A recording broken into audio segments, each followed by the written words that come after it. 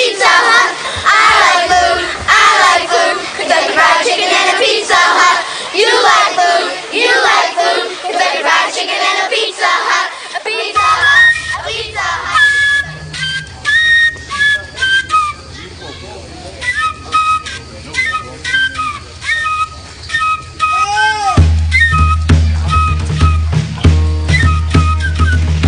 Everything's bigger in America. We've got the biggest cars, the biggest houses, the biggest companies, the biggest food, and finally, the biggest people. America has now become the fattest nation in the world. Congratulations. Nearly 100 million Americans are today either overweight or obese. That's more than 60% of all U.S. adults. Since 1980, the total number of overweight and obese Americans has doubled, with twice as many overweight children and 3 times as many overweight adolescents. The fattest state in America? Mississippi, where 1 in 4 people are obese. I grew up in West Virginia, currently the 3rd fattest state in America. When I was growing up, my mother cooked dinner every single day. Almost all my memories of her are in the kitchen, and we never ate out, only on those few rare special occasions. Today, families do it all the time, and they're paying for it, not only with their wallets, but with their waistlines. Obesity is now second only to smoking as a major cause of preventable death in America, with more than 400,000 deaths per year associated with related illnesses. In 2002, a few Americans got fed up with being overweight and did what we do best. They sued the bastards. Taking aim at the fast food companies and blaming them for their obesity and illnesses, a lawsuit was filed in New York on behalf of 2 teenage girls. One who was 14 years old, 4'10" and 170 pounds. The other, 19 years old, 5'6" and 270 pounds. The unthinkable had suddenly become reality. People were suing the Golden Arches for selling them food that most of us know isn't good for you to begin with. Yet each day, 1 in 4 Americans visits a fast food restaurant. And this hunger for fast food isn't just in America, it's happening on a global basis. McDonald's alone operates more than 30,000 joints in over 100 countries on 6 continents and feeds more than 46 million people worldwide every day. That's more than the entire population of Spain. In the United States alone, McDonald's accounts for 43% of the total fast food market. They're everywhere. Walmarts, airports, rest stops, gas stations, train stations, shopping malls, department stores, amusement parks, even hospitals. That's right, hospitals. At least you're close when the coronary kicks in. Lawyers for McDonald's call the suits frivolous, stating that the dangers of its food are universally known, and that these kids can't show that their weight problems and health woes were caused solely by their McDiets.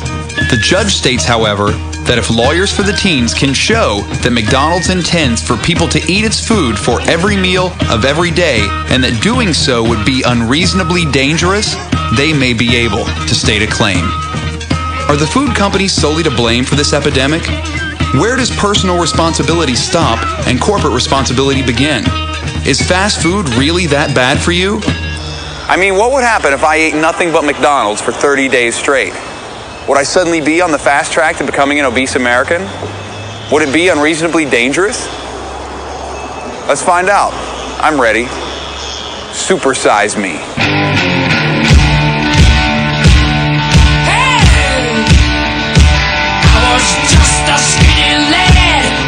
Knew no good from bad, but I knew life before I left my nursery. Left alone with big fat fatty, she was such a naughty natty. Hey big woman, you made a bad boy out of me. Come on. Oh, won't you take me home tonight? Oh, down beside your red light.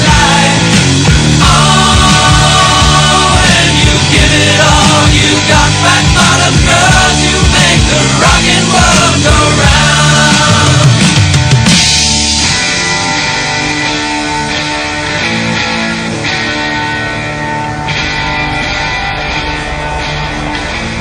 I knew if I was going to do this, I would need some serious medical supervision. So I enlisted the help of not 1, but 3 doctors. A cardiologist, a gastroenterologist, and a general practitioner. you're feeling quite well today, yes? Quite well. In general, any fatigue or weight loss, weight gain, any change in your vision? No fever, no earache, no cough, no shortness of breath, no chest pain, no... Nausea, vomiting, heartburn. And no hospitalizations for illness? No. Do you take any medications of any sort? I don't. I've just been taking vitamins. Okay. Any food allergies or anything? No. There's no heart disease or diabetes or blood pressure or cancer in the immediate family? My grandfather's had a couple open heart surgeries. 1 out of 4 grandparents is dead. Yeah. Good genes. That's the important thing. Any alcohol use? Now, none. You don't smoke. I used to, but I don't. Any drug use at all? Not for a long time. Are you sexually active at present? Yes. A girlfriend? Yes. Is there anything we didn't cover? Is there anything else you need to tell me? Yeah, I don't think so. Patient is embarking on a 1-month McDonald's binge. Very good. You might have something called white coat syndrome, which is 140 over about 95. 130 over 105. 120 over 80?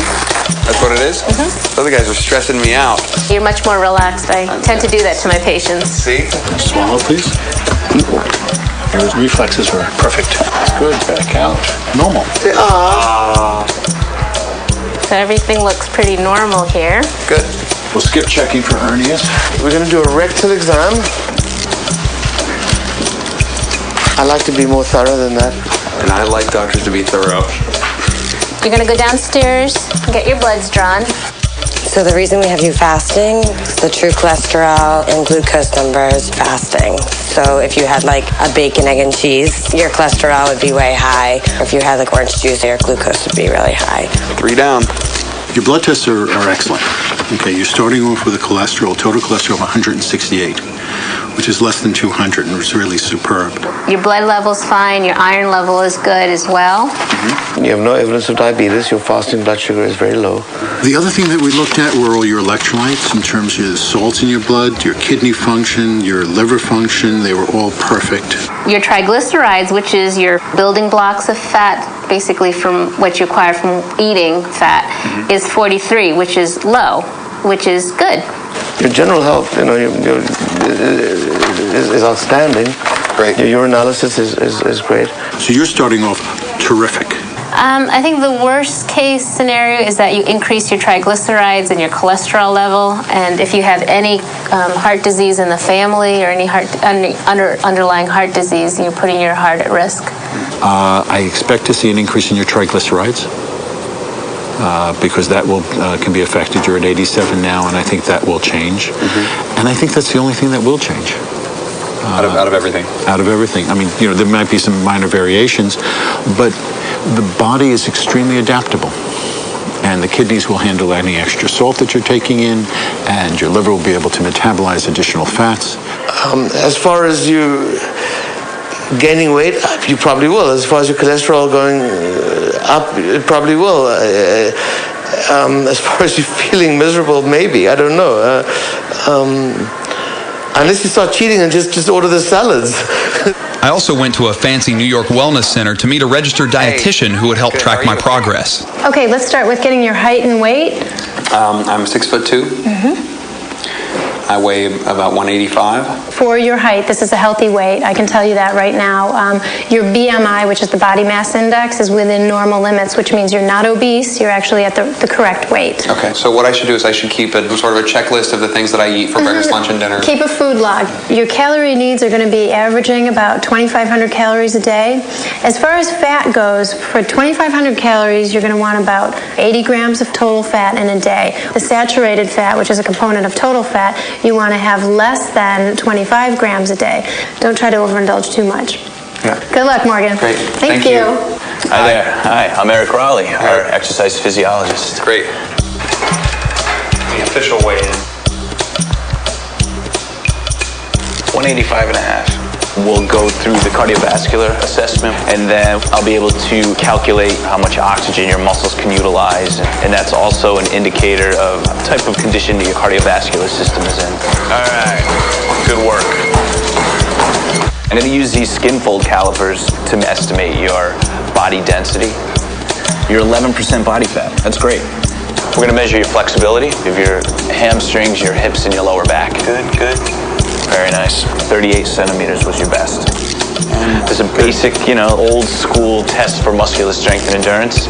36, good job. You're above average fitness for your age group. Definitely, I'd say. Okay. Yeah, so you're at a good spot right now. More than 60% of Americans get no form of exercise. So for the next 30 days, neither will I. But I'll still have to walk. How much does the average American walk a day? Oh, there's reason to believe. We have these pedometers that we put on people, step counters. You could very roughly estimate that about 2,000 steps, because 2,000 would make a mile. And we know that people that work in office settings, who drive a car to and from work, or take an elevator up to that office, may take as little as 2,500 or 3,000 steps in their entire day. If you wanted to feel physically like a lot of Americans do, then you'd kind of limit yourself to about 5,000 steps a day. Us New Yorkers, we walk everywhere. We walk to work, to the park, to the store. Most of us don't even own cars. The average New Yorker will walk 4 to 5 miles a day. A day! That's a lot of walking. I'll also have the blessing of being close to a food source almost everywhere I go. I walk past 3 golden arches just on my way to the office. 3, and just over a mile. There are more Mickey D's in Manhattan than anywhere else in the world. This tiny little island is less than 13 miles long by 2 miles wide, 22.4 square miles. And packed into that area are 83 McDonald's, nearly 4 per square mile. There are twice as many Mac Shacks as there are Burger Kings, and there are more McDonald's than KFC, Wendy's, Popeyes, and Taco Bell combined. That's a lot of burger. I know he's going to do it for a month, but I think after a week he's going to be really irritated. I think it's going to affect our relationship. You are a vegan chef. Yes, I'm a vegan chef. I just don't know if I can. Of course I will. I'll sit next to him while he eats McDonald's. Of course I will. I'm just going to be rolling my eyes the whole time.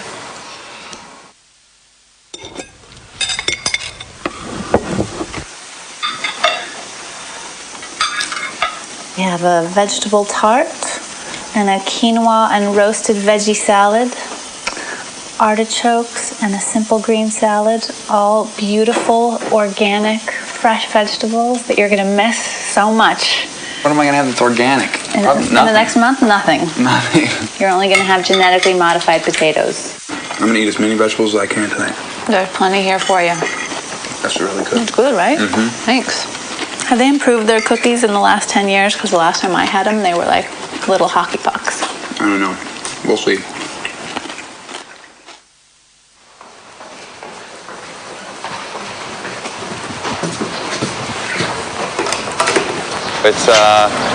It's the first day, and I'm on my way to breakfast.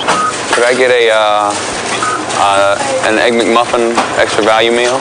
Every 8-year-old's dream right now that I'm getting ready to fulfill. I got my Egg McMuffin. That's gonna be the first thing right there.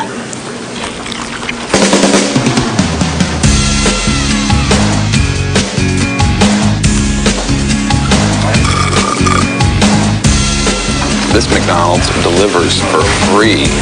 All I did today was leave my apartment, walk down the stairs, and walk to the McDonald's, 1,272 steps. So we gotta go to the corner and we gotta get a cab. The cabs are gonna add up in this thing, I can tell already. I got my scorecard, and in here, I had 1 Egg McMuffin, I had 1 sausage biscuit. Do you eat fast food? Once in a while. Yeah? Once in a while. How often? I'd say probably once every 2 weeks. 3-4 times a week, maybe. In France, yes. Yeah. But here, not. No. I don't like here. It doesn't sound very clean. And what's your favorite place? Probably Wendy's. McDo. Taco Bell. Taco Bell. McDonald's is pretty close. Do you ever have a supersized Cokes? No. In France, the small size here, it's the biggest size in France. Even the small size here, I can't drink. There are rules to what's going on here in this whole process. I will only supersize it if they ask me. I can only eat things that are for sale over the counter at McDonald's. Water included. If McDonald's doesn't sell it, I can't eat it. I have to have everything on the menu at least once over the next 30 days, and I have to have 3 squares a day. Breakfast, lunch, and dinner. No excuses. Oh, I love Big Mac too. See, this is probably the first time in a long time that I've actually seen a Big Mac that looks like the picture. That actually almost looks like the picture. Look at that. Big Macs never look this good. You gotta come to Chinatown for the good Big Macs.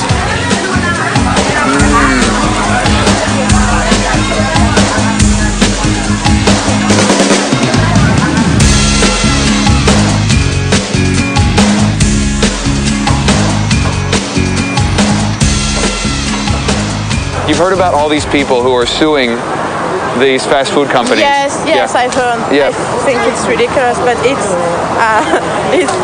the American way to sue for everything. I'd throw the lawsuit out if I was a judge.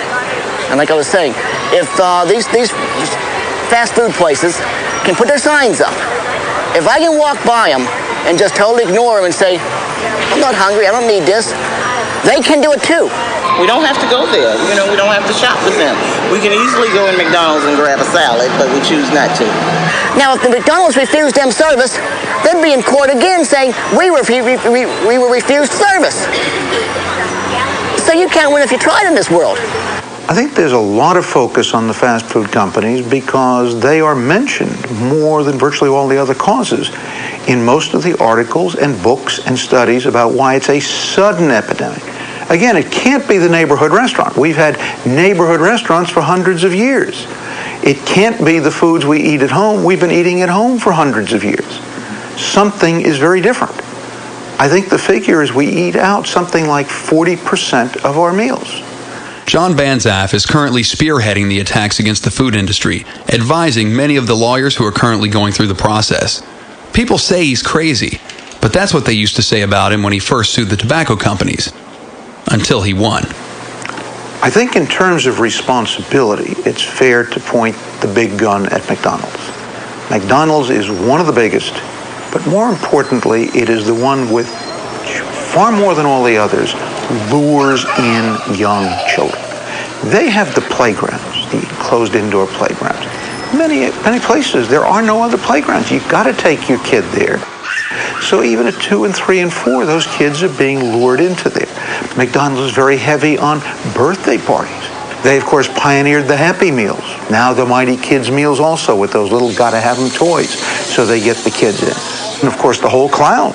McDonald's is the clown. A lot of those ads appeal primarily to kids. There's a cartoon on TV which features them. So they, more than others, lure the kids in. And I think all of us are far more concerned about the kids.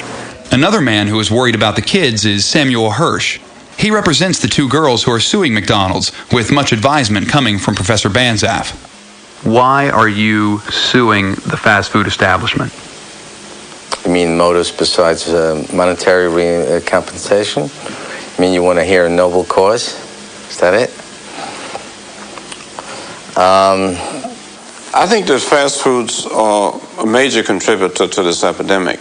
In 2000, Dr. David Satcher became the first Surgeon General to draw attention to the obesity crisis, declaring it a national epidemic. Now remember, we're supersizing everything.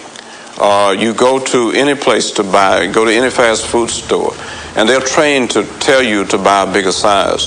For 5 cents more, you can get the super size. Federal government will define a piece of meat, 3 ounces of meat, as a sensible portion, and that looks like a deck of cards. Few people would be able to find this deck of cards if they were served a piece of meat, a steak, in a restaurant. It would probably be about 4 or 5 times the size. One typical bagel that one is eating that looks something like this is going to comprise 5 servings of bread. When fast food companies first opened, they generally introduced one size. For example, one size French fries when McDonald's first opened, called fries. That size fries is now called small, medium, large, and supersize. That original size is still here. It's got about 200 calories. but the supersize is going to pack in over 600 calories. When Burger King first opened, they had a 12-ounce small and a 16-ounce large. This 12-ounce is now kitty. The 16-ounce is now the small, the medium, the 32, and the 42. And this is across the board with all fast food places. Cars have introduced larger cup holders to accommodate those huge 7-Eleven double gulps, which are 64 ounces, a half gallon, and hold anywhere from 600 to 800 calories, depending on how much ice you put in. A half gallon of soda. A half gallon of soda for one person, 48 teaspoons of sugar. Hello, may I help you? Yeah, could I get the double quarter pounder with cheese meal? Large or supersize? I think I'm gonna have to go supersize. Look at that. Look at that Coke. That barely fits in there. Oh shit. I'm gonna, look at that. Look at how big that thing is. Look how big that French fry is. That thing is like 4 feet tall. Double quarter pounder with cheese. More calories than anything. There it is. A little bit of heaven. Mmm.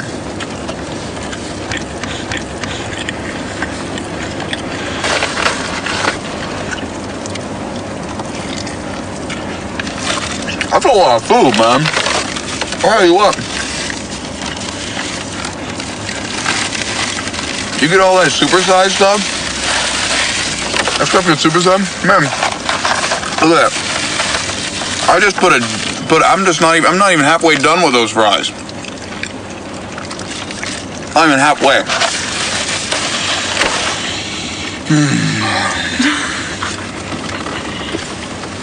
It's like a workout. See, now's the time of the meal when you start getting the McStomach ache. You start getting the McTummy, you get the McGurgles in there, you get the McBrick, and you get the McStomach ache. Right now I got some McGas that's rocking. My arm. Are you sweating there? My arms, I feel like I got some McSweats going. My arms got the McTwitches going in here from all the sugar that's going in my body right now. I'm feeling a little McCrazy. Oh. Just give me a minute. I'm in pure McDonald heaven. This is gonna be you like after every meal. Oh. I'm dying. Oh god, that's so nasty. Oh, it's making me puke.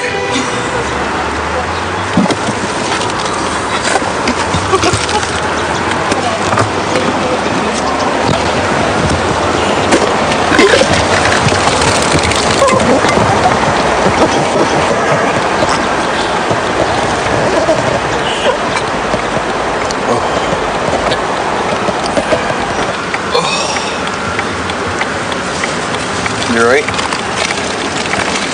Yeah.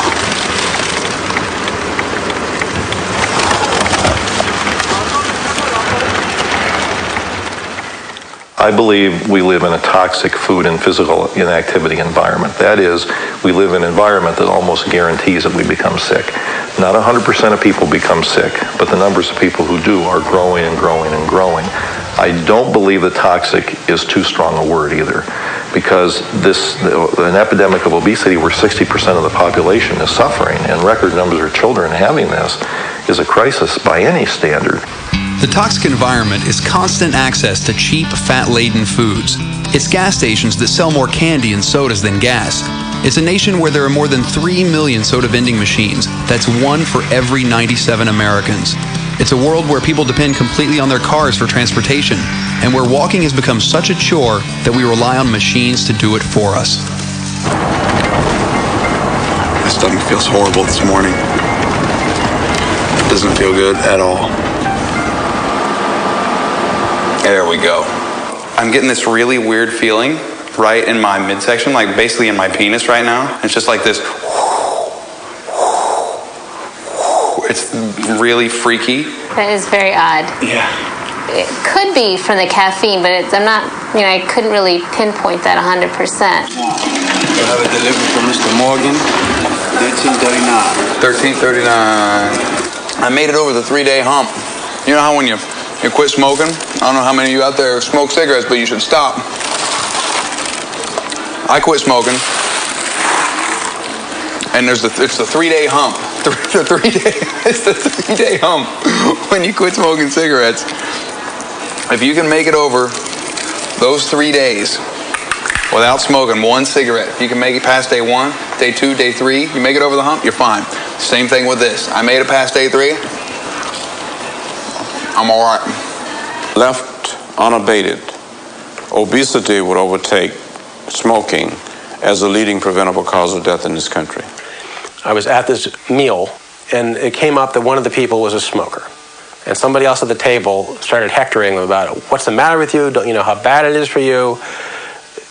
It'll do this, that, and the other thing to you, and you really should stop. And the smoker, rather than saying, fuck you, which, is like, mind your own business, which I think is the appropriate response, was abashed and defensive, and like, oh, I tried to quit, and yeah, I'm going to try again, and you're right, and so on. At that same table, there was a quite large woman. And I was wondering, what if this guy, instead of confronting the smoker, had said to the large woman, what's the matter with you, you fat pig? Don't you know how dangerous it is to be so overweight? Stop eating, for God's sake, and don't you dare get dessert. And what's the matter with you, right? Same logic. I'd be hard-pressed to find a distinction between those two examples. Okay, so one is now socially acceptable to hector smokers, but the other one isn't quite yet. So the question is, at what point will it become acceptable to publicly hector fat people in the way that smokers are publicly hectored?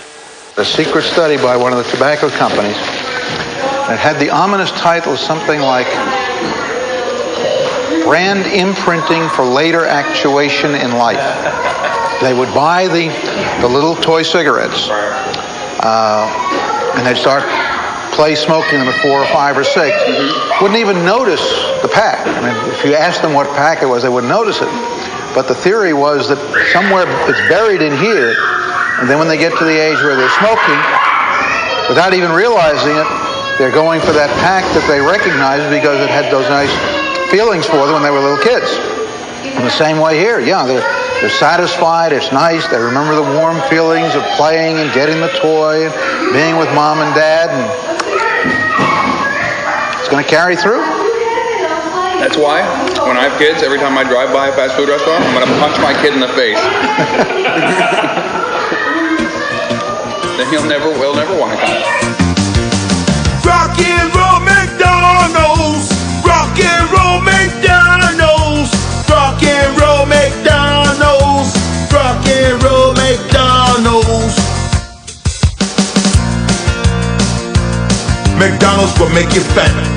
They serve Big Macs. They serve quarter pounders. They will put pounds on you. Rock and roll McDonald's. Rock and roll McDonald's. Rock and roll McDonald's. Rock and roll McDonald's. One of the most disturbing things to me is that in the last 20 to 25 years, we've actually seen a doubling of overweight and obese children and adolescents. And this weight gain has been linked to countless health problems later in life, such as hypertension, coronary heart disease, stroke, gallbladder disease, osteoarthritis, sleep apnea, respiratory problems, endometrial, breast, prostate, and colon cancers, dyslipidemia, steatohepatitis, insulin resistance, asthma, hyperuricemia, reproductive hormone abnormalities, polycystic ovarian syndrome, impaired fertility, and adult-onset diabetes. In fact, if current trends continue, 1 out of every 3 children born in the year 2000 will develop diabetes in their lifetime.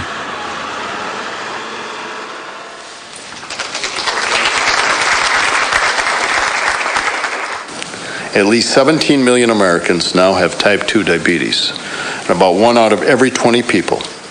If the diabetes starts before the age of 15, you lose somewhere between 17 and 27 years of lifespan.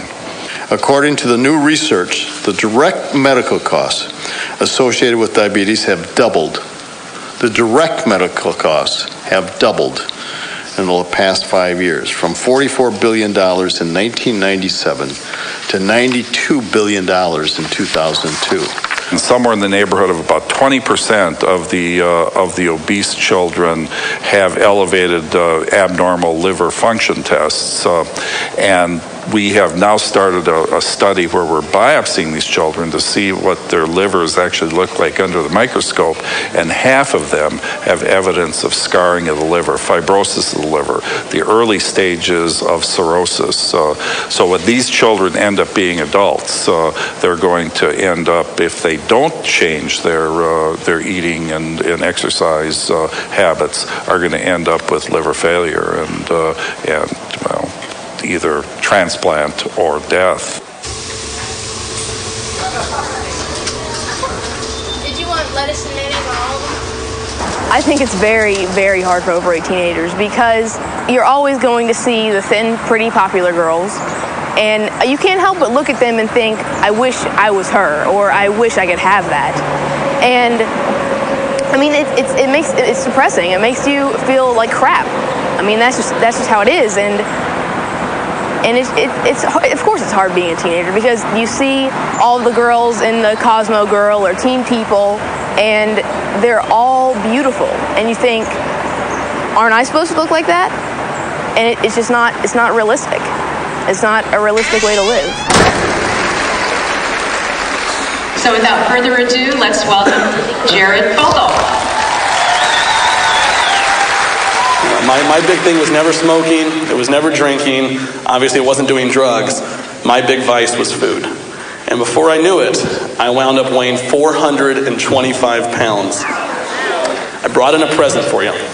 My old pants that are now made famous in all the Subway commercials.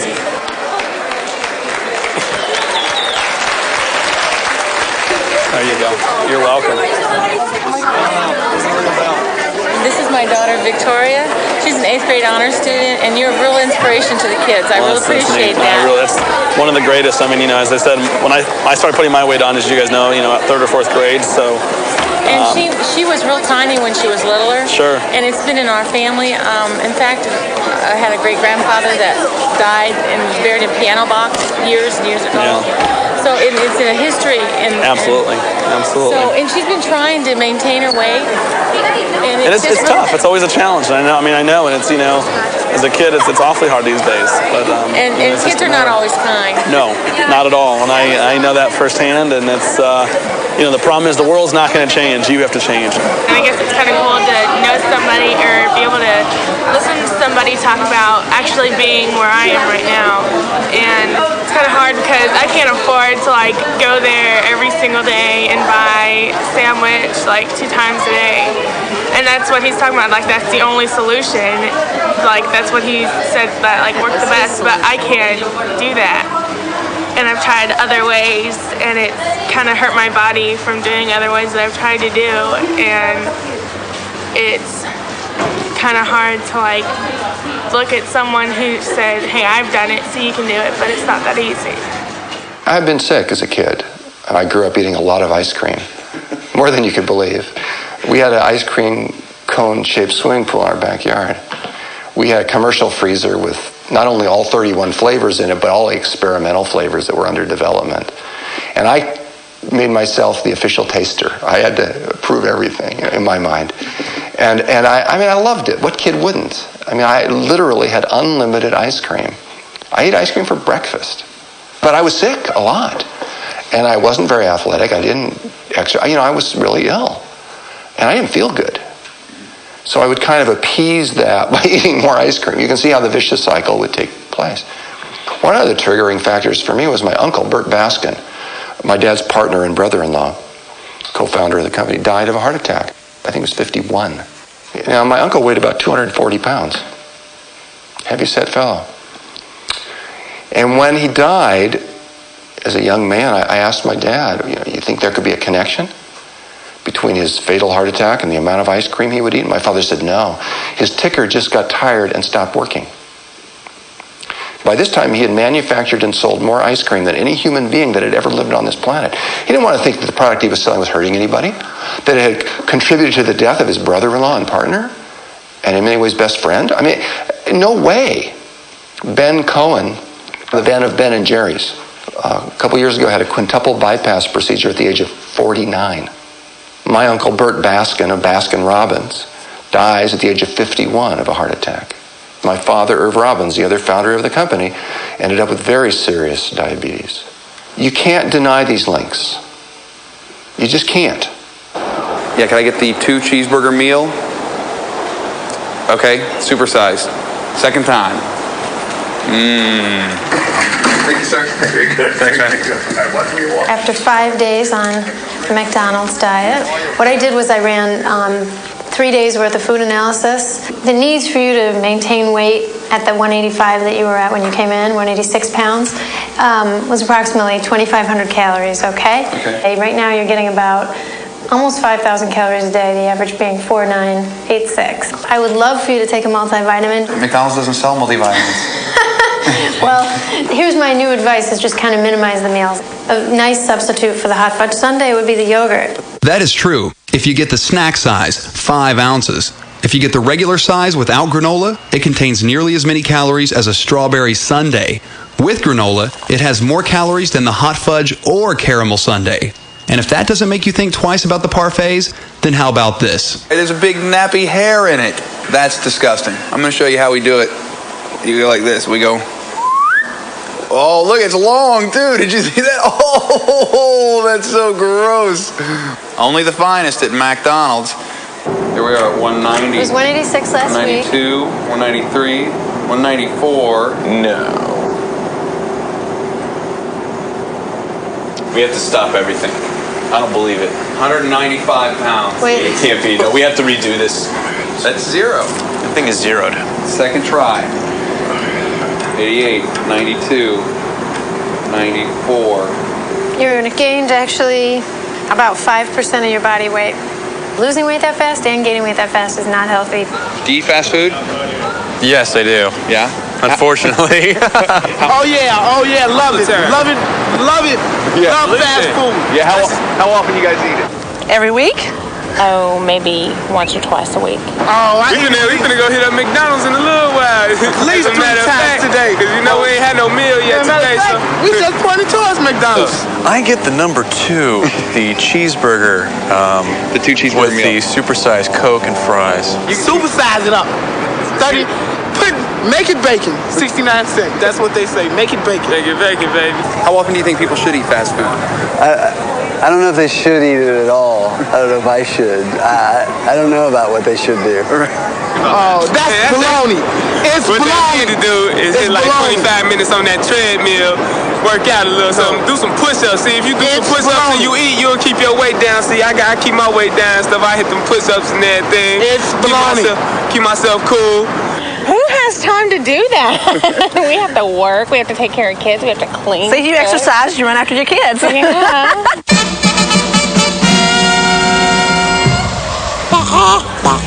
Jello, chicken rhythm. These are the first McNuggets I've had in this whole exciting tour of duty. Look at that. Glistening in the sun.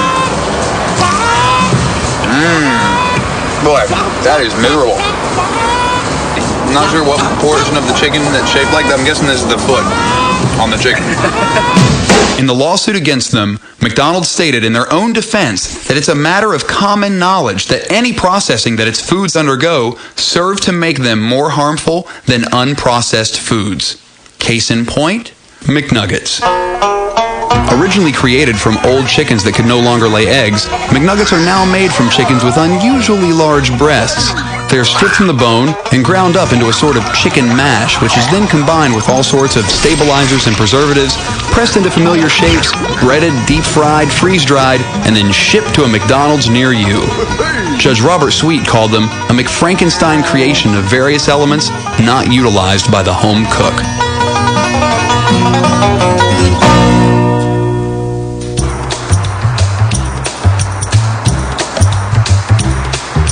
So for the past couple days, which I haven't shared with everybody, it's been a new thing, is I've started to have like some not chest pains, but like pressure. You know, I feel like I got pressure on my chest. So I figure that's probably not a good thing. But neither's eating all this. So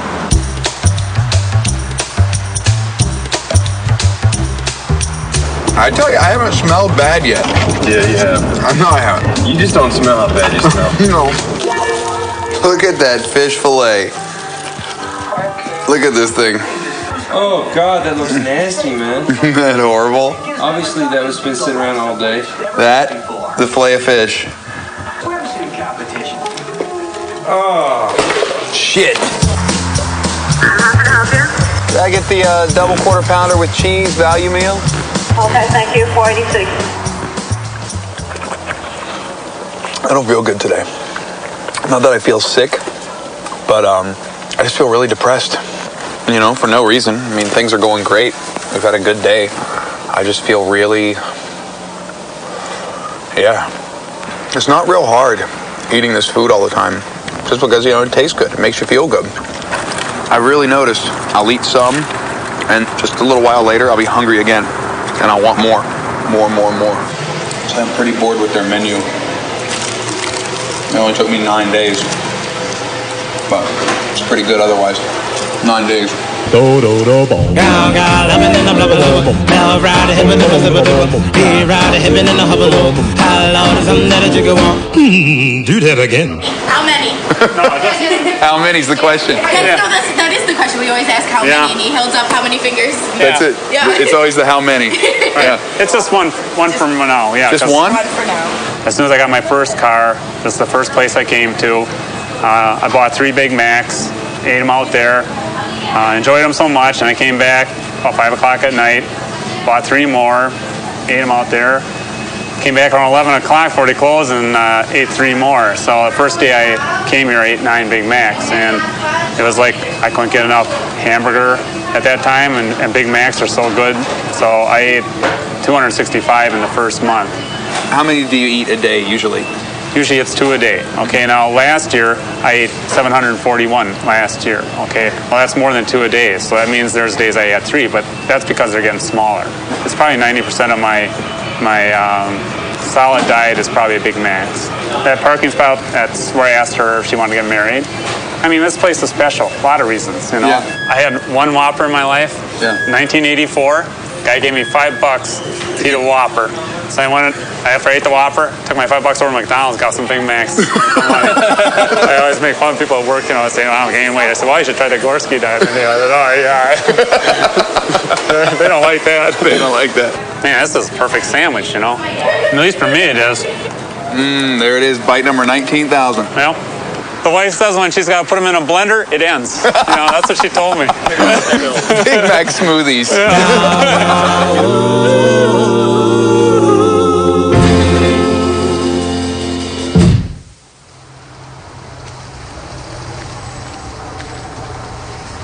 America's been McDonaldized, you know, it's been franchised out. It's like one of those old Flintstones cartoons where they just had something rolling around in the background. You kept seeing the same buildings go by.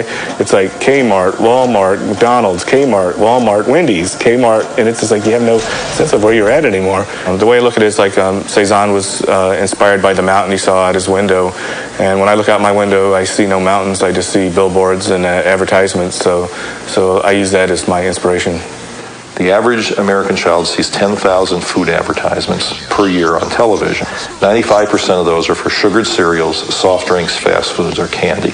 A parent who eats every meal, every day, for the whole year with their child, and every meal gives a very compelling nutrition message and can bring in cartoon characters and Michael Jordan, so instead of selling McDonald's, he sells oranges, and Britney Spears, instead of selling Pepsi, will sell radishes or lettuce or something. That parent will have 1,000 cracks at their child compared to 10,000 for the food industry. So it's not a fair fight. You know, by the time kids are able to speak, most of them can say McDonald's. I'm going to show you some pictures, and I want you to tell me who they are. Okay. Who's that? You don't know? George Washington. Yeah? Who is he? He was the 4th president. He freed the slaves. And he could never tell a lie. Who's that? Don't know. I don't know. You don't know? I don't know. George W. Bush? No, that's a good guess, though. Who is this? I don't know. Godzilla? I forgot the name, but I think I know. Yeah? Where have you seen her? That picture is on the side. Wendy. Nice. Who's that? McDonald. Ronald McDonald. Who is it? McDonald. What does he do? He was helping people at the cash register. He works at McDonald's. I love the pancakes and sausage. He brings every of his friends to McDonald's for a Happy Meal. Where have you seen him? On television, on the commercials. He's the character that made McDonald's. And he does a lot of funny stuff on TV. Companies spend billions making sure you know their product. In 2001, on direct media advertising, that's radio, television, and print, McDonald's spent $1.4 billion worldwide. On direct media advertising, Pepsi spent more than $1 billion. To advertise its candy, Hershey Foods spent under a mere $200 million internationally. In its peak year, the 5-a-day fruit and vegetable campaign's total advertising budget in all media was a lowly $2 million, 100 times less than just the direct media budget of one candy company. Think about the way food is marketed. T-shirts, coupons, toys for children, giveaways in fast food places, placemats. I mean, just all of the different ways in which food marketing is ubiquitous. The most heavily advertised foods are consumed the most. No surprise. Thank you. Come again. Welcome to McDonald's. Tomato, concentrate, distilled vinegar, high fructose corn syrup,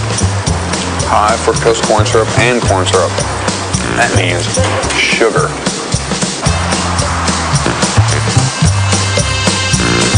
I'll move over to my salad shaker. I feel a little sick to my stomach. This is the best part of the day, when I get to be fat on the bed with my quart of Coke.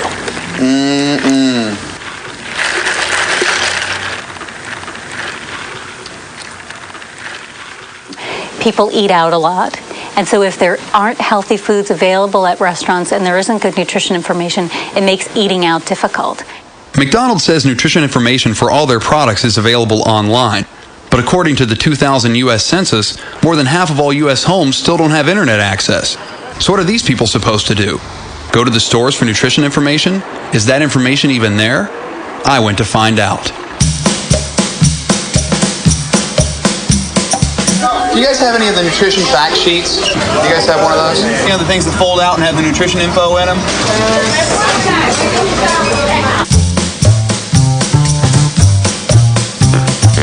There aren't any over there? Or would they be up front? Yeah, they should be. But they got lots of info about Dora the Explorer Live. That's cool. Thank you. Okay. Can't find the booklet? You can use the one right there. But I mean, you don't have ones you can take with you. Do you guys have one on the wall? No, because they only have it like flyers now. Like the big one before, they don't put it up anymore. Oh, they don't post those anymore? Why not? I don't know. Only half the McDonald's in Manhattan had the nutrition info posted on the wall. Some had the takeaway nutrition charts, and 1 in 4 had no information whatsoever. This nice manager brought me the nutrition wall chart from the basement. Oh, thank you. You don't have ones that I could take with me, like a takeaway? Do you know when you'll have some of the paper ones again? John Banzaf and I looked all over this McDonald's in Washington for any nutritional information. And then we found it. Oh, here we go. Behind here, you'd never see it. It's right back there. You can't argue that people should exercise personal responsibility and then not give them the information on which to base it. I got my chicken group. There's no chicken group. That's my cholesterol group. Protein. I got my protein group. Carbohydrates. I got my meat group. You got meat, sugar, and fat. I officially had to loosen my belt the other day from, I had to go a notch lower. One notch? One notch. Scary. I'm an old pro at this now. Right? You'll get sick of this too, though. Girlfriend must be loving you. She hates me.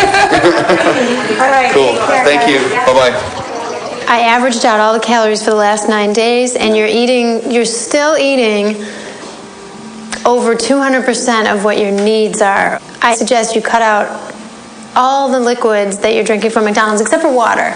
A lot of people who lose 10% of, if they're obese and they lose 10% of their body weight, it's beneficial. It can be beneficial in terms of, blood pressure and so on. So gaining 10% of your body weight maybe could be equally non-beneficial. Here we go. Second weigh-in.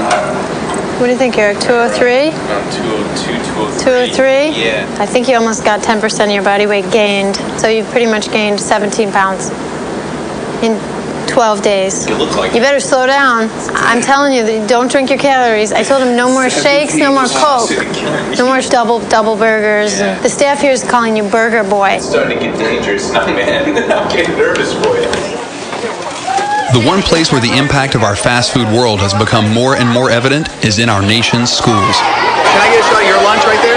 You got a cookie and some fries. You gonna have anything else? Nope. Ketchup.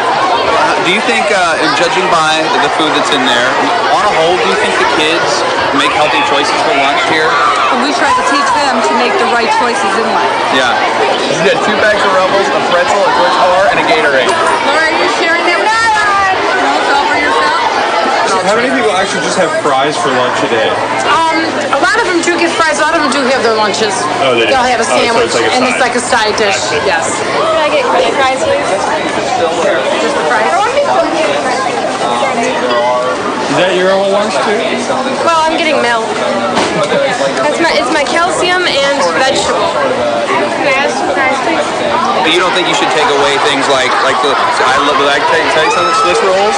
I used to eat packs of these all the time. By just offering these up on the lunch line, are we setting the kids up to make bad choices? No, I don't believe so, because a child, just like you saw this child, she's not going to solely eat just that. And a child isn't going to pick up 2 or 3. But that's all she bought. But it doesn't mean this is all she's going to eat. Right. You have to follow her back to her table and say, We got to go find Lori, see if that's all she's going to eat. This is where schools turn a blind eye. The student with the French fries probably brought a bag lunch with real food. The girl with the chips is probably sharing them with someone else. Out of sight, out of mind.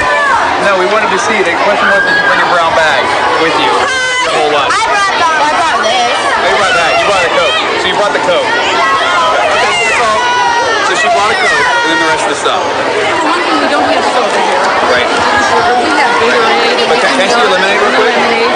But there's still 36 grams of sugar in this, which is as much as a Coke. There's 36 grams of sugar in the Country Time lemonade, which is just as much as in soda. Granted, it's not caffeinated, but it's still filled with sugar. Right. At that point, with a question like that, you need to speak to Barbara Brown. Barbara Brown is the field representative for Sodexo, one of the countless lowest bidders that school districts have farmed out the feeding of your children to. Sodexo services more than 400 K-12 school districts nationwide every day, providing quality food like Little Debbie snack cakes, Gatorade, and candy bars to your children. They also operate prisons and feed thousands of inmates worldwide. Part of our position is that we're hoping that through nutrition education, the students will learn to make the right food choices without restricting and what they can purchase. At this middle school in Beckley, West Virginia, the school lunches don't have the flair they do in Illinois. This school does not outsource their food service, but they are on the federal school lunch program, providing USDA reimbursable meals to the students, most of which are reheated, reconstituted packaged foods. Some days the amount of calories in each meal tops 1,000. So the USDA sends this food for you to prepare for kids. Right. Well, not all of it now. You've got Sloppy Joe barbecue sauce with pork from the government. Whatever happened to cooks actually cooking? I don't know what happened. Too many whiny people. Yeah? They don't want her to work hard. It's easy to come in here. This is the best tool we got right here. Box opener. That's your chef's tools, the box cutter. That's it. Open up a box. Serve it. Give it to them. Yeah. Let's look at the things that are actually cooked. Okay. Here you go. Okay. Here's a menu. This day. Mashed potatoes. Chili will be homemade. The chili will be homemade. And what about the tomato soup? Campbell's. Meatballs. Comes in a box, heated up. Out of the course of an entire month, 6 out of 36. You're only cooking 6 out of 36 meals. Appleton Central Alternative High School is filled with students who have truancy and behavioral problems. But they've turned things around, not through discipline, but through diet. We were fortunate to kind of stumble across this healthy program as a result of some contact with Natural Oven and Bakery of Manitowoc, Wisconsin. And they believe in low-fat, low-sugar, non-chemically processed foods that are free of dyes and preservatives, full of whole grains, a lot of fresh fruits and vegetables. We do no beef here at all. And then it's the method of preparation where we don't fry. We do a lot of baking and then just fresh preparation as opposed to opening cans or thawing things out from the box. We got rid of candy machines, soda machines, brought in bottled water, and it was just a situation where we saw a major change in the kids. You know, if you walk through these halls and you're here, these do not look like at-risk, out-of-control kids. Behaviors are better. They seem to be more focused. Teachers will tell you that they get more out of them in the class. Keep in mind, this is not a private school. These are the quote-unquote troubled kids of the public school system in Appleton, Wisconsin that are eating so well. And it costs about the same as any other school lunch program. So my question is, why isn't everyone doing this? There's an awful lot of resistance from the junk food companies that make huge profits off the schools at the present time. They don't want to get kicked out of the school system. They want to be there to addict the children for life. The soft drink companies especially boast about how they're contributing to America's education. But in fact, what they're doing is they're draining money from the community rather than contributing money to the community, because the soft drink companies aren't pumping those dollars into the machines. It's the children in the community who are getting the money from their parents. And instead of that money going directly to education, the soft drink companies are taking a cut of it and, you know, walking away rich as a consequence. We just banned soda in our school district, and the sugar here shows you how much sugar a student will drink in a week of just soda. Forget about the rest of the food they eat. And some of these companies are really opposing the ban for reasons of that we would lose revenue. And it's not about money. It's not about economics. It's about health. Oh, the McDonald's Texas Homestyle Burger Meal. That's a local specialty. So it's kind of like a Big and Tasty, but only. The Big and Tasty comes with mayonnaise. Comes with Oh, then you know what? I need the McDonald's Texas Homestyle Burger Meal, please. Would you like to supersize it tonight? Oh, yes, I would. Do a lot of people supersize it? Yeah, like say you ask 5 people. How many of those 5 do it? Actually, I get mostly all of them. Oh, mostly all of them? So you just say you're batting about 100%. Yeah. She's that good. Deborah's that good. So first meal inside the restaurant that I went in to get, and they asked me to supersize it. We're going to keep a little tabs, see how many times they asked me to supersize it here in Texas. Because Texas, out of the top 15 fattest cities in America, Texas has 5.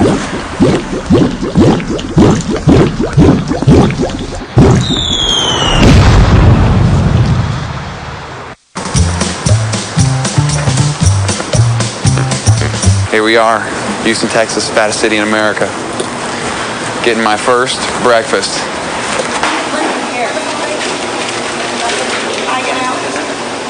When it comes to the topic of obesity, many people are quick to point the finger at various foods and food companies.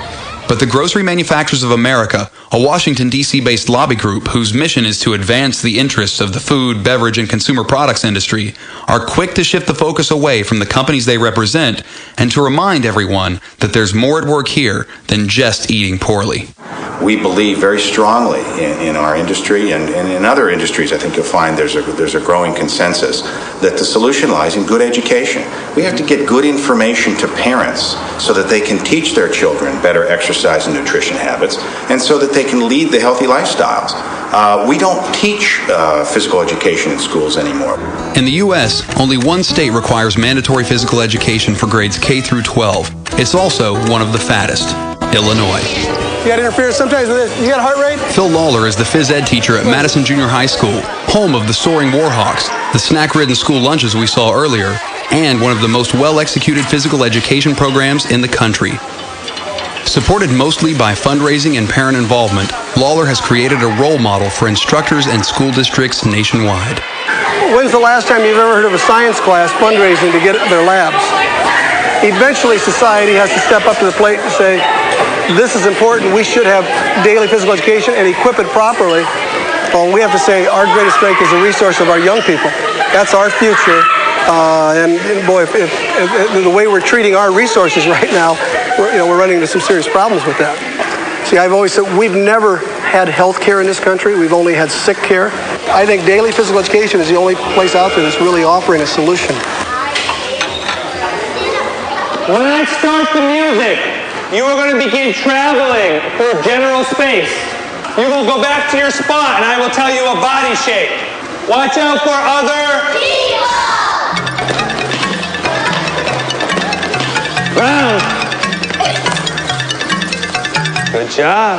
How many days a week do the kids here at this school get to go to the gym? Once. 1 day a week? 1 day a week for 45 minutes. Is that enough? No, nowhere close. Not when the Surgeon General recommends that at minimum you need 30 minutes of physical activity a day to maintain your weight and a healthy well-being. So once a week is nowhere close. In 2001, President Bush announced his presidency with sweeping education reform. The No Child Left Behind Act would now hold states accountable for not having students who met minimum education requirements. Apparently, we were not only the fattest nation in the world, but we were quickly becoming the stupidest. It may be sending a very difficult message for schools. I mean, one of the reasons recess is being cut back in elementary schools, as I said earlier, is that's being cut out so they can prepare for the tests. And something I've said to a couple of groups, it's very interesting. We could end up with youngsters who could read but who are fat. So we have fat readers, quote unquote. As more and more we put mandates on the school to be very myopic in their focus, we mitigate against all of these other areas where they should be devoting time and energy, including phys ed, nutrition, health. These are all the things being cut out. Who in here can tell me what a calorie is?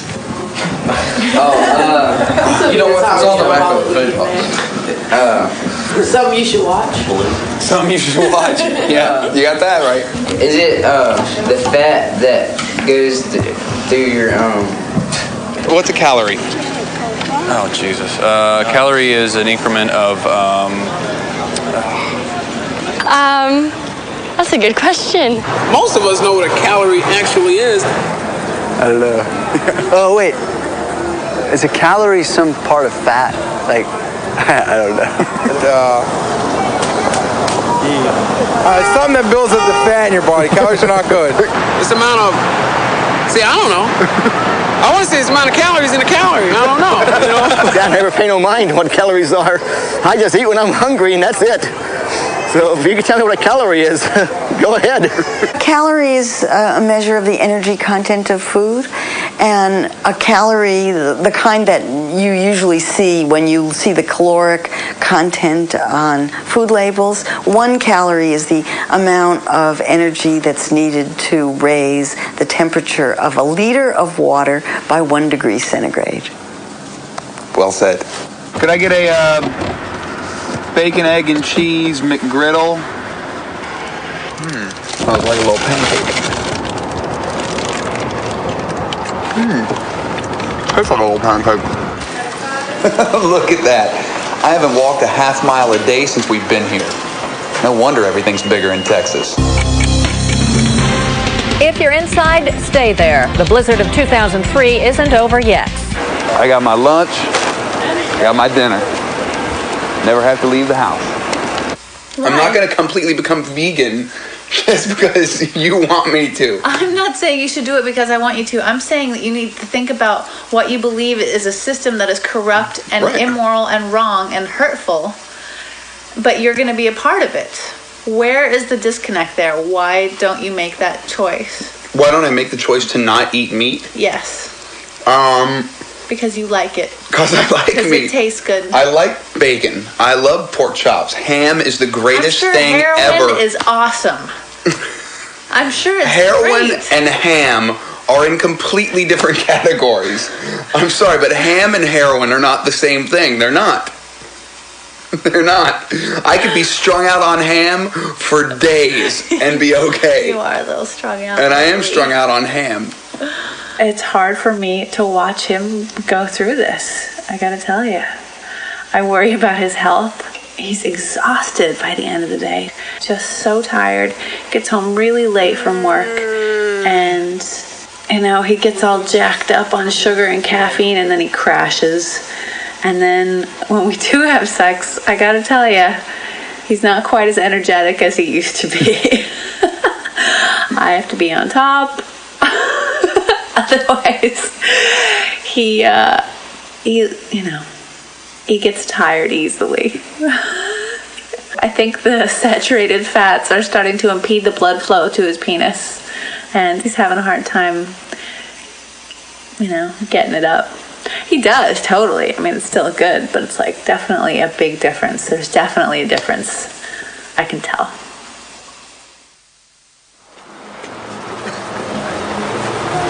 Oh, I feel horrible today. My headache's coming back again. It feels like somebody's yanking on the tendons behind my eyes. My body officially hates me. All the vitamins that you see here, vitamin E, thiamine, riboflavin, niacin, and so on, are all under 50% of what you need. You're getting quite a lot of carbohydrates, and I know clearly that those are all refined carbohydrates because those are coming from the buns, biscuits, hash browns, okay? Right. And the sugar. I mean, let's not forget the most refined carbohydrate of all, which is coming from your milkshakes and your Coke. In fact, there are only 7 items on the McDonald's menu that contain no sugar whatsoever. French fries, chicken McNuggets, hash browns, sausage, Diet Coke, coffee, and iced tea. Everything else, even the salads, contain sugar. I'm telling you, 202. Yeah, you I lost a pound. Oh, thank God. Muscle weighs more than fat, so no, you might have lost some muscle mass and gained some fat mass. I lost a pound. Let's go get something to eat. I was feeling bad in the car. Feeling like shit. Really. I was feeling really, really sick and unhappy. Started eating. Feel great. Feel really good now. I feel so good, it's crazy. Isn't that right, baby? Yeah, you're crazy, all right.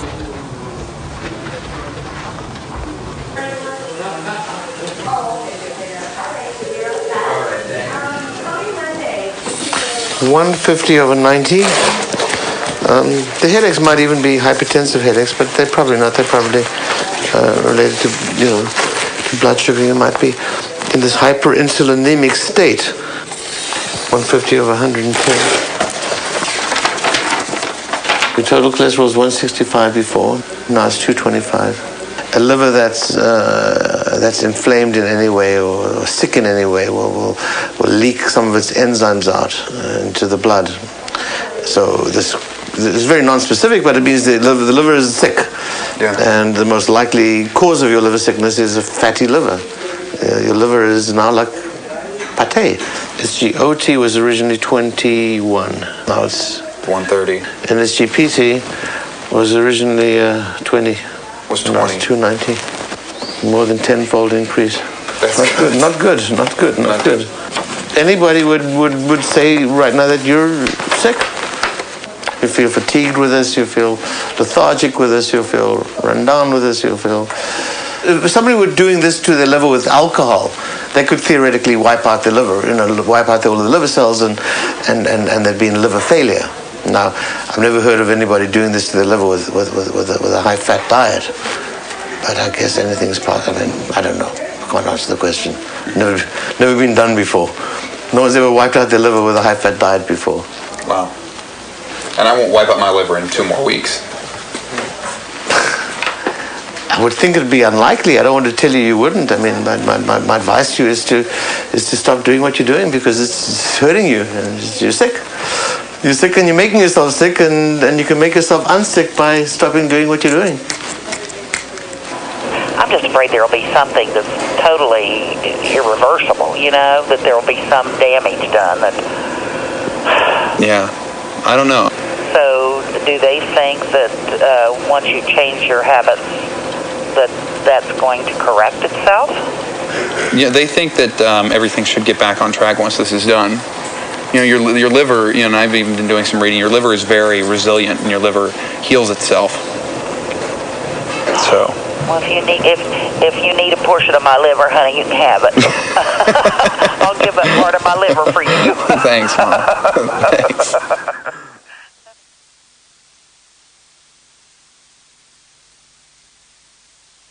There's a drug that is used in emergency rooms called naloxone. It's used for heroin overdose. And a guy comes in, overdose on heroin, comatose, he's going to die. If you inject him with this drug and it blocks the opiate receptors in the brain, heroin doesn't work, he wakes up. If I give that same drug to a real chocolate addict, a person just shoveling it in, you find the most amazing thing. They lose much of their interest in chocolate. They take a bite, they set it back down. In other words, it's not taste and mouthfeel. It's a drug effect of the food within the brain that keeps us coming back again and again. But it's interesting you're saying that your mood goes up once you start eating. But yeah, lately, every time I eat, I feel 100% better. Huh. So it seems like you're starting to get addicted to it now.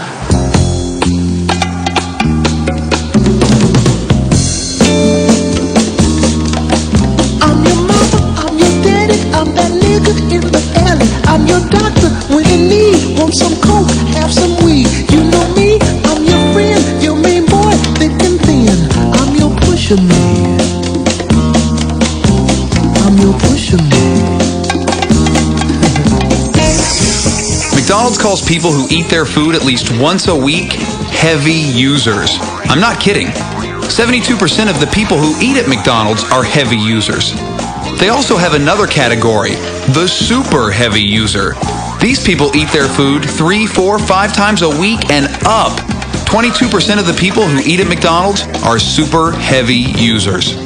If you look at the menu at a fast food restaurant, they use all of the addicting components. They'll take a slab of meat, cover it with cheese, of course, which is filled with the casomorphins, the opiates that are found in the cheese protein. And then they serve it with a sugary soda, which has the addictive powers of sugar with plenty of added caffeine. Now, you might be a 12-year-old kid. Your brain is no match for that combination. In 2002, McDonald's France took out a full-page ad in a French magazine in which a nutritionist stated, "There is no reason to go to McDonald's more than once a week." McDonald's corporate headquarters in the U.S. freaked out, saying that this is only one opinion, and that the vast majority of nutrition professionals say that McDonald's food can be a part of a healthy diet. So, we thought we'd randomly call some nutritionists to see what their opinions were when it came to eating fast food. How often do you think that people should eat fast food? Ideally, never. Rare to never. The less the better. 0 is the best. Hopefully no more often than once a month. If you are stranded on a deserted island, or if we get bombed with anthrax and that's the only food available, that's the only time you should eat fast food. We called 100 nutritionists all over America, and the results were not on track with the vast majority McDonald's talked about. Only 2 out of the 100 said you should eat fast food 2 times a week or more. 28 said once a week to once or twice a month, and 45 said you should never eat it. 95 of them agreed that it is a major contributor to the obesity epidemic sweeping America. Okay.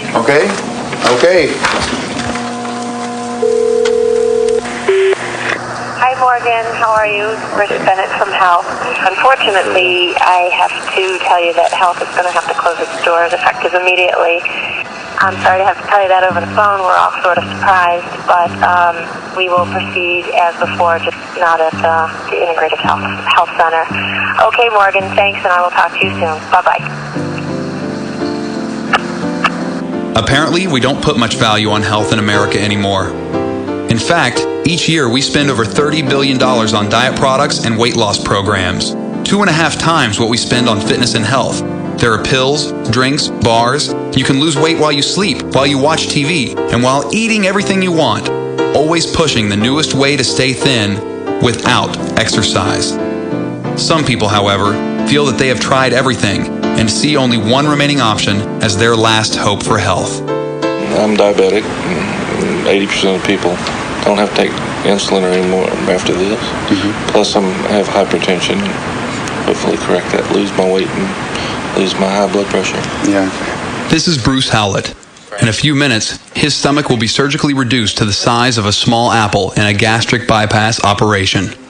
People with hypertension who are obese, about 75% of them will get rid of their hypertensive medications. Doctors Adam Naiman and Carl Geisler will be performing the operation. Together they have done more than 500 gastric bypass surgeries, and with their tandem technique, they are setting the industry standard, completing the procedure in less than 30 minutes and sending patients home the following day. We have established now that the only procedure that really cures diabetes is obesity surgery. Went blind for a week. Just went completely, just one day out of the blue you went blind. I went to work, drove to work that night, got to work there, couldn't read the charts, and I had to call my supervisor, tell her I couldn't work because I couldn't see what I was doing, and I had to call my wife, had her get a ride to work to pick me up and take me home. And then once I stopped drinking the diet soda waters and stuff, got my sugars back down. I was fortunate enough my eyesight came back. I didn't do that much damage to them at that time. I think it's human nature to seek a drastic solution only when you're faced with a drastic problem. Well, I drank 3 or 4 of those a day. 3 or 4, because this is a half gallon. So that means you were drinking probably about 2 gallons of soda a day. It wasn't unusual for a 2-week time. We'd buy like 52 liters of soda water. 52 liters every 2 weeks. And I probably end up having to pick him up a couple extra. He drinks more than I do. Yeah. I'll go through about 1 of those a day. Yeah. There's some days I go through 3 or 4 2 liters. A lot of us don't realize the social stigma that these people face on a daily basis.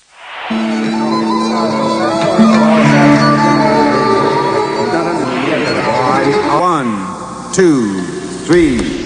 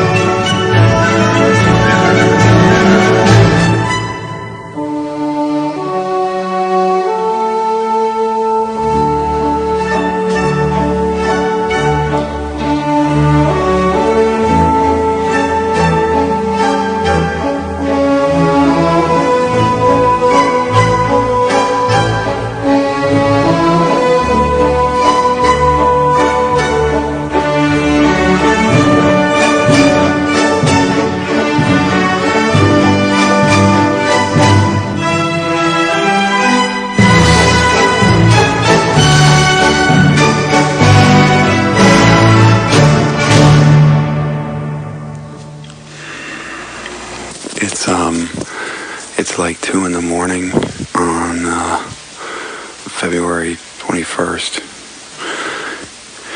I woke up, couldn't breathe, was having really difficulty breathing, very hot, and felt like I was having heart palpitations.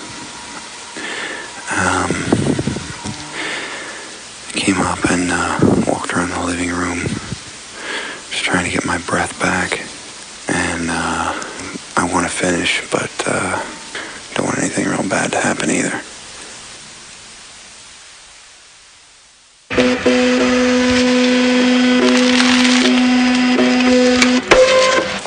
Your EKG is normal. Deep breath. And out. Now, listen. I don't have a ready explanation for your chest pain. Okay.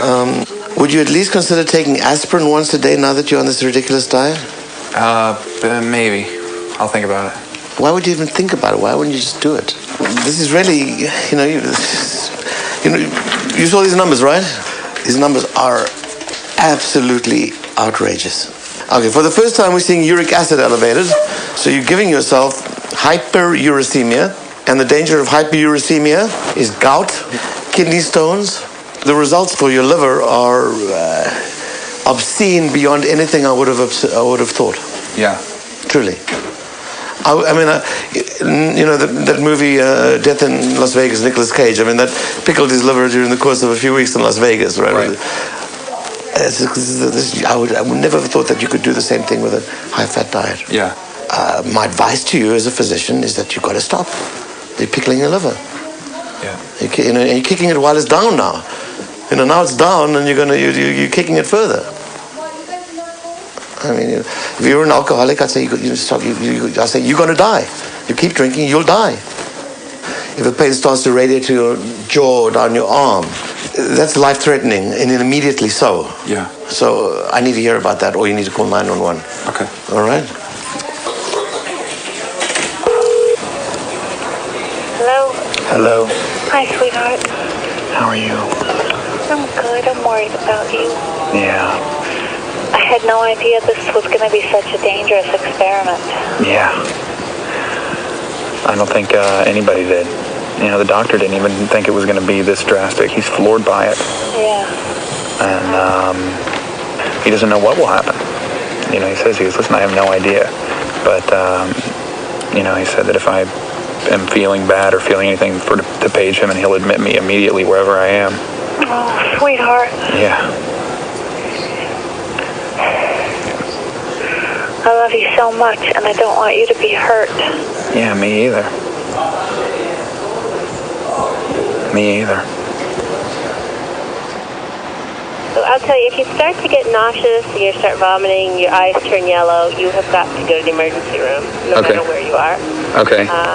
If you're, you know, again, if you're not keeping food down or anything, you're feeling sick to your stomach, you know, it looks like, you know, your liver function tests are getting worse. My suggestion would be to stop the diet. Okay. And, you know, go back to eating lower fat diet, you know, rechecking the blood test in a couple of weeks.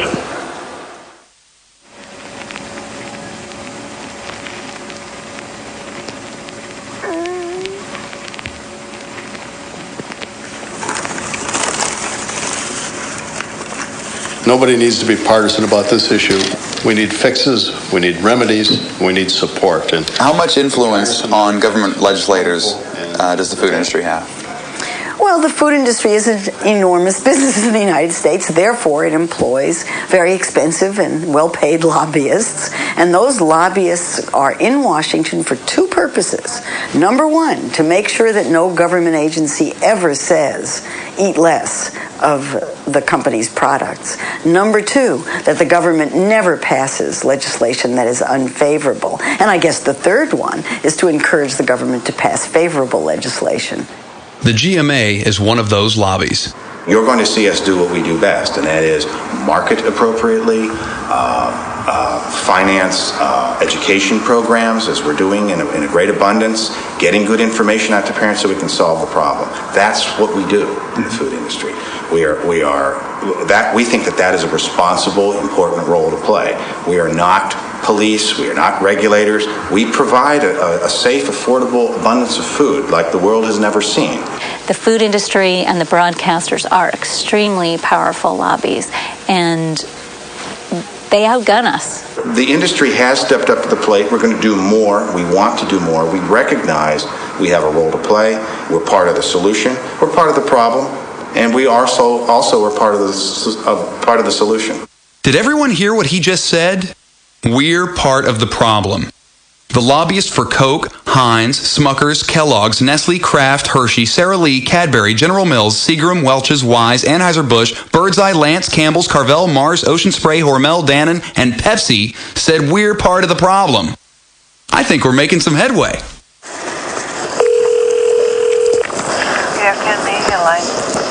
Yeah, I wanted to speak to somebody about scheduling an interview with Jim Cantalupo.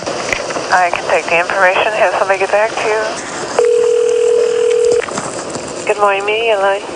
Good morning. I wanted to speak to someone about scheduling an interview. I can take the information, have somebody get back to you. I pledge allegiance to the flag of the United States of America, for which it stands, one nation, under God, indivisible, with liberty and justice for all. One more time. Yeah, what'd you do? I said it. What were you doing?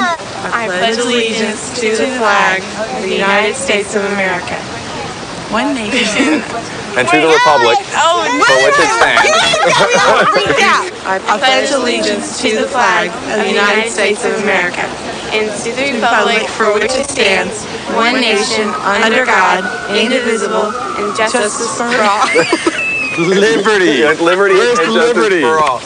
The liberty. I'm so sorry. Do you want us to keep walking? What's the Big Mac slogan? You know, 2 all-beef patties. Special sauce, lettuce, cheese, pickles, onions on a sesame seed pie. Yeah, you know that. You know that. You know that. That is a shame. Folks, McDonald's, we're glad you're here. I hope you got fat. I hope you got really fat.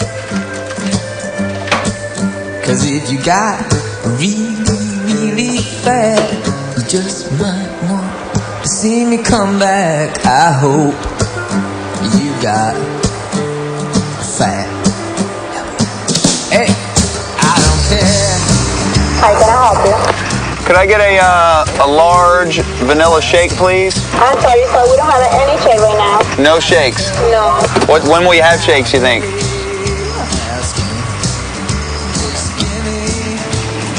Guess that's never. At the end of this month, I'll have eaten as much McDonald's as most nutritionists say you're supposed to eat in 8 years.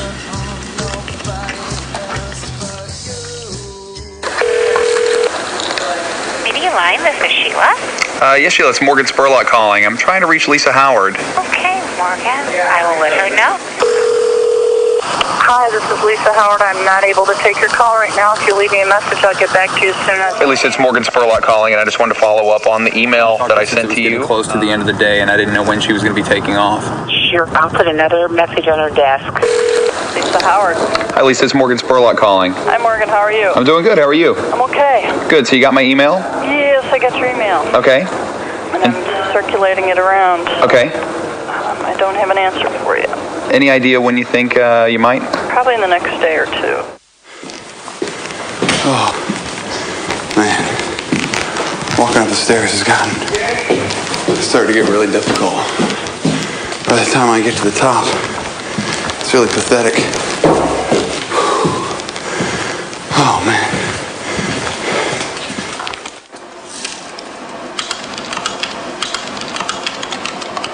I've got Morgan's detox diet all ready to go.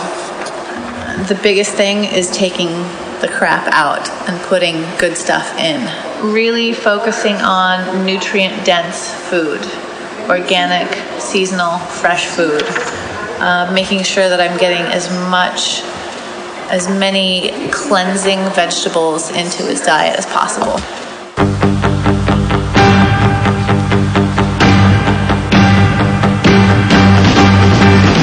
Yummy, yummy, yummy, I got love in my tummy and I feel like I'm loving you. Let's see here. Let's see. Love you such a sweet thing, there's nothing anything, and just what I'm gonna do. Ooh, love to hold ya, ooh, love to kiss ya, ooh, love, I love it so. We're sharing a portion. Yeah, we're splitting. Ooh, love is sweeter, sweeter. Extra calories. I love you dearly, but you are demented, man. I know, sick. Bye-bye. See you tomorrow. I can't believe that tomorrow I'm going to get up and not have to go eat McDonald's.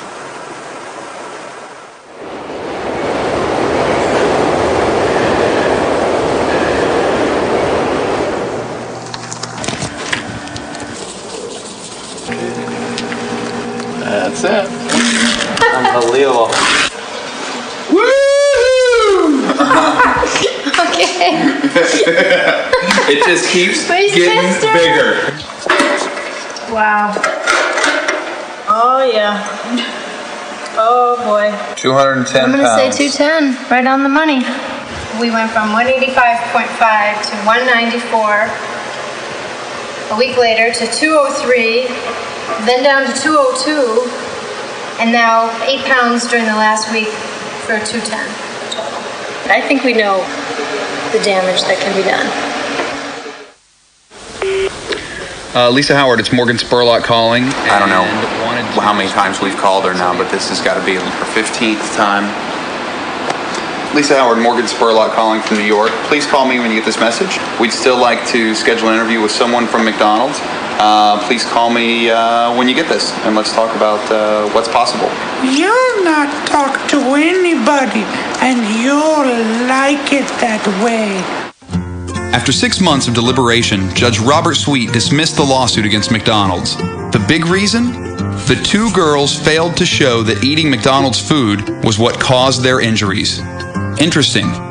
In only 30 days of eating nothing but McDonald's, I gained 24.5 pounds. My liver turned to fat, and my cholesterol shot up 65 points. My body fat percentage went from 11 to 18%, still below the national average of 22% for men and 30% for women. I nearly doubled my risk of coronary heart disease, making myself twice as likely to have heart failure. I felt depressed and exhausted most of the time, my mood swung on a dime, and my sex life was non-existent. I craved this food more and more when I ate it, and got massive headaches when I didn't. In my final blood test, many of my body functions showed signs of improvement, but the doctors were less than optimistic. I would very, very much doubt that these numbers will return to normal. Although it did drop, it was a small drop. If you kept on the diet indefinitely, I know that you'd probably develop coronary artery disease. Inflammation and hardening of the liver. Should people eat fast food? No. You know this. The answer is no. It certainly needs to be very restricted and balanced with overall a healthy diet and overall a lot of exercise. And there's no reason whatsoever why fast food has to be so disgusting. Fast food can be nutritious. It's a cheap form of food, and it does keep you full for a while, so you get your money's worth. But unfortunately, you cause some major harm to your heart, your liver, your blood. I wouldn't suggest you continue the diet for a year to check this out. I don't think it's appropriate or healthy, especially with what showed up with your liver. For a year? Right. So I shouldn't eat this food for a year? No, I don't think so. You know, we see people who go on an alcohol binge and their numbers go up like crazy. But to go on, a Mac attack, and they've got numbers to show that tax your liver too.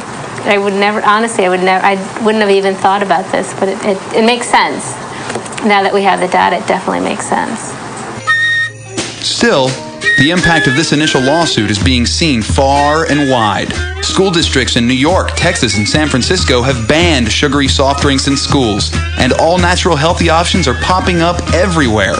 McDonald's joined right in, sponsoring events that showed how health conscious they'd become, and creating a new line of premium salads. At the same time, however, they also masterminded one of their fattest sandwiches to date, the McGriddle, a pancake-wrapped creation that won my heart in Texas, but can pack as much fat as a Big Mac and have more sugar than a pack of McDonald Lane cookies. In fact, their new premium ranch chicken salad with dressing delivers more calories than a Big Mac and 51 grams of fat, 79% of your daily fat intake. Over the course of my McDiet, I consumed 30 pounds of sugar from their food. That's a pound a day. On top of that, I also took in 12 pounds of fat. Now I know what you're saying. You're saying nobody's supposed to eat this food 3 times a day. No wonder all this stuff happened to you. But the scary part is, there are people who eat this food regularly. Some people even eat it every day. So while my experiment may have been a little extreme, it's not that crazy. But here is a crazy idea. Why not do away with your supersize options? Who needs 42 ounces of Coke, a half pound of fries? And why not give me a choice besides French fries or French fries? That would be a great start. But why should these companies want to change? Their loyalty isn't to you, it's to the stockholders. The bottom line, they're a business, no matter what they say. And by selling you unhealthy food, they make millions. And no company wants to stop doing that. If this ever-growing paradigm is going to shift, it's up to you. But if you decide to keep living this way, go ahead. Over time, you may find yourself getting as sick as I did, and you may wind up here. Or here. I guess the big question is, who do you want to see go first? You or them?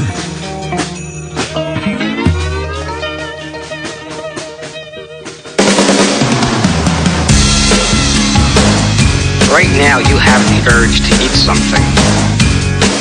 When it's through, if you still want to eat, then you're probably really hungry. Think about what I'm saying.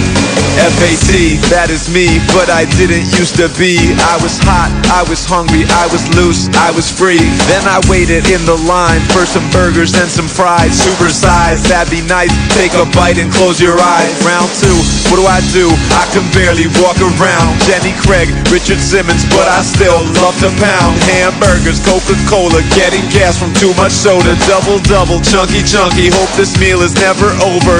The world is round, and so am I. Big boys, big girls with real big thighs. Supersize, supersize the American way. Throw it down all day, every day. Supersize, supersize the American way. Getting fat, getting broke, either way you're gonna pay. Supersize me. Supersize me. Supersize me. Supersize me. Now I can't get out of bed, so I have to order in. I'm a triple fat fatty and I have a triple chin. Who's to blame? Call the lawyer, try to settle out of court. Get some cash, spend it fast, cause I'm staring at my fork. Cause it's sad and it's lonely. Ham and cheese with bologna, large pie, stuffed crust, a doggy bag is for a phony. I have lost the motivation to inhibit the sensation. Bottle up the frustration, birthday cake I stick my face in. Turkey club with double bacon, it's got healthy connotations. Fast food is overtaken and it's supersized the nation. Supersize, supersize the American way. Throw it down all day, every day. Supersize, supersize the American way. Getting fat, getting broke, either way you're gonna pay. Supersize me. Supersize me. Supersize me. Supersize me. If I can keep up this progress, I'll have 25 pounds. 25 pounds. That's a lot of weight. Kentucky fried just right. Chicken nugget, dip it twice. Biggie fries, enchilada, Philly cheese. Drive-through diet, pack on weight. Cardiac, heart attack. Back on track, still so fat. Slim fast, slim slow. Touch your toes, finger licking. Hit the border, pull right up and place your order. It's your way, right away. You deserve a break today. Supersize, supersize the American way. Throw it down all day, every day. Supersize, supersize the American way. Getting fat, getting broke, either way you're gonna pay. Supersize me. Supersize me. Put something in your mouth. Supersize me. Can I get extra cheese with that? Supersize me. What do you mean 50 cents for extra cheese? Supersize me. I come here all the time. Hook a brother up. Supersize me. Ooh, a buffet. Supersize me. All you can eat all day. Supersize me. Is that the biggest size you got? Supersize me. I said I wanted supersize. Supersize me. Can I get like a bucket with a handle? Supersize me. 2 for $1? I'll take it. Supersize me. All I need is 3 more forks. Supersize me. And another set of hands. Supersize me. That's a pretty good idea. Wait, the sign said free refills. Refill.